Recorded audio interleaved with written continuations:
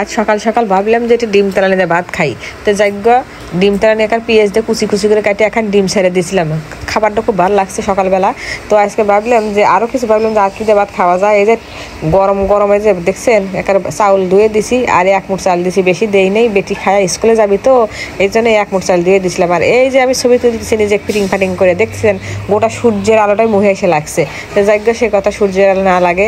তো আমি আবার গ্যাসের সিলিন্ডার বাইরে এসে রান্না করি। কেন ওই যে ঘরের মধ্যে এত গরম রান্না বান্না করে মন চায় না। আর সাথে 2টো মাছ ভাজা নিয়েছিলাম বুঝছেন, মশমশা মাছ ভাজা। রাতে ওই যে পান্তা আসছিলো তো ওই পান্তা ভাত আমি ওই একটু লবণ ছিটিয়ে দিয়ে কাঁচামরিচ ডলে দিয়ে এরকম মাছ যদি মশমশা করে ভাজেন তো সেই পান্তা কিন্তু সেই স্বাদ লাগে খাতি। তো যাইগ এই যে মশমশা করে মাছটা আমার ভাজা হয়ে গেছে। আর ভাবতেছি এখন ডিম তেলানিটা করে হালাই। তো আপনার কাছে ডিম তেলানিটা শেয়ার করি। এই যে প্রথমে সর্ষের তেল দিছিলাম কড়াইয়ের মধ্যে দিয়ে এখানে 1 থাবা পেঁয়াজ দিছি, পেঁয়াজ দিয়ে একটু জিরে রসুন আদা বাটা সব দিছিলাম, দিয়ে এখানে হলুদের গুঁড়ো মরিচের গুঁড়ো যা আছে যাবতীয় বুঝছেন সব কিছু এখানে নাড়াচাড়া করে এত সুন্দর করে নাড়াচাড়া করবেন, করতেই থাকবেন নাড়াচাড়া করতে করতে দেখবেন যে পেঁয়াজ এখানে মোলায়েম হয়ে গেছে। তখন কিন্তু ভাববেন কি যে আমার হয়ে গেছে পেঁয়াজ বুনা করা। তো যাই গো এই যে সব কিছু আমি ময় মশলা ধীরে ধীরে ধীরে ধীরে সব দিয়ে দেবো। জায়গা প্রায় কষাকষির পর্ব শেষ হয়ে গেছে। এখন আমি এই যে সব কিছু একটু একটু করে দিতে দিতে দেখবেন কি একবারে পেঁয়াজটা যে নরম হবে তখন কিন্তু জল দিয়ে দিবেন।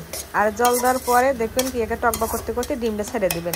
ডিমটা ছেড়ে দিলে আপনি আবার ঢেকে ঢুকে দিবেন। ঢেকে দেওয়ার পরে মানে প্রায় তখন শেষ হয়ে যাবে রান্নাটা। তখন ওই গরম গরম ধোয়া ভাতের সাথে যে এই ডিম তেলানি খেতে যে স্বাদ লাগে, আমার এই যে দিনাজপুরের লোকেরা এই তরকারিটা খুব খায় আর ওরা এত বেশি পছন্দ করে। আর সেই থেকে আমার বেটিও এই তরকারিটা মানে খাওয়া শিখছে আর কি। তো ডিম তেলানি যদি গরম ভাতের সাথে করেন তো একেবারে খাইতে যে মজা আছে কি কব, যে খায় নাই হেও খাবি আর যে খাইছে খেতে তো বারবার চায়া খাবি। তো যাই গো চাওয়া চাই পর্ব তো শেষ হয়ে গেছে।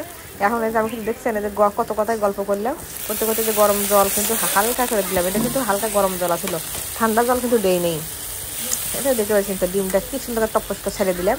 তো এই যে ডিমটা ছেড়ে দেওয়ার পরে এটা সুন্দর করে মানে একবারে কিন্তু অল্প আছে কিন্তু জাল দেবেন, বেশি আছে কিন্তু জাল দেওয়া যাবে না।